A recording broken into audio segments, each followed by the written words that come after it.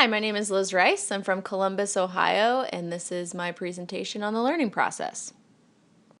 First, we want to take a look at what history says. For example, for much of our existence, learning has been simple. According to Dr. Barry Beers, people learned by finding someone who knew more than they did. The social learning theory, or observational theory, suggests that learning occurs through our social experiences, which school is a social experience. We observe others in a social setting and learn through the cognitive, behavioral, and environmental influences around us. Just think about being a kid and learning and acting like those around you. For social learning to occur, the learner must pay attention, remember what happened, physically and intellectually replicate the behavior, and must want to replicate the behavior and believe that they can do so. For example, if a student observes another student copying homework, they will only let it affect their own behavior if they perceive the rewards and punishment attached to the behavior that they have observed. We're in a different place now. Current trends in teaching focus more on how much students can learn than on how best they learn. For example, Gardner's theory on multiple intelligences describe multiple ways in which people understand the world and how they best show their ability. For example, a kinesthetic learner best learns through hands-on activities. For us to understand how people learn, we need to consider the multiple intelligences and balance our curriculum, instruction, and assessment to fit that mold. Sticking to one way of teaching and assessing is not going to be enough to reach all of our students. Based on what we've learned thanks to technology, we know that learning is directly connected to changes that occur in the brain. So those changes in the brain include cognition, metacognition, motivation, and individual and social factors. So based on what we know about the brain, and we know that we cannot just stick to one mold, there are learner-centered principles that we must embrace in order to have effective learning in our classrooms. Our curriculum still must be knowledge-based because that's what matters. That's the core of what we're trying to get at. But we have to have a strategic process, and students have to be self-monitoring. Effective learners have the ability to think critically and reason. They have to have that skill. There has to be learner motivation. Learning is more effective when the student is invested in the learning. We must build the curriculum around the students. Developmental and individual differences. We must understand the uniqueness of each of our students. Situation and context. Our schools are social environments, and students are partners in the learning process. And assessment. This must take place day to day. Judgment that the teacher forms, and also assessment must come from the students in self-assessing. From research on the brain, we know that there are individual and social factors that affect learning. We know that threats and punishment do not work in the classroom.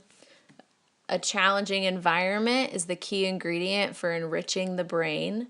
Emotions affect a student's ability and willingness to learn, as well as their memory. Dr. Beers says one way to reduce the stress of information overload is to add meaning to what is being learned.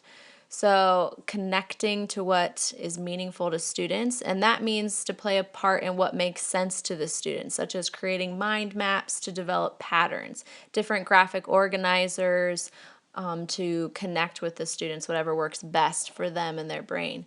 From brain research, we know that different stimuli affect our attention. For teachers, this is really important to remember in relation to achievement that provides, we want to have achievement that provides a variety of opportunities for students over the course of time.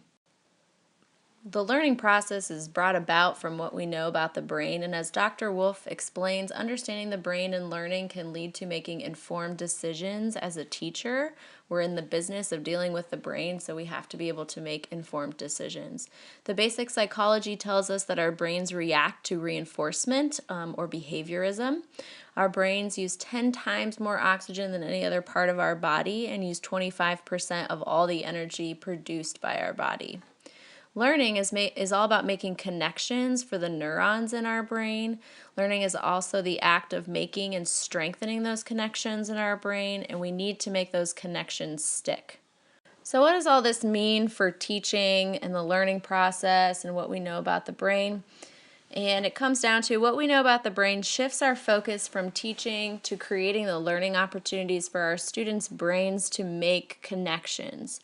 Practicing content makes those connections stronger. Memory is able to be reactivated by the brain, connections made earlier. And there's two different types of memories that our brains make. According to Dr. Wolf, we have procedural memories, which is the unconscious process. We know the procedure, we just do it out of habit.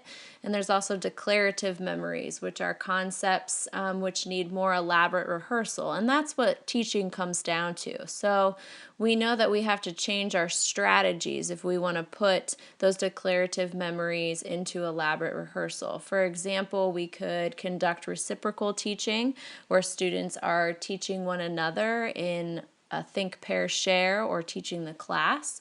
Another example of elaborate rehearsal could be with using technology, where we're giving students visuals, we're showing them rhyming patterns, we're putting concepts to musical songs to help remember, or we're playing games to make those connections stick.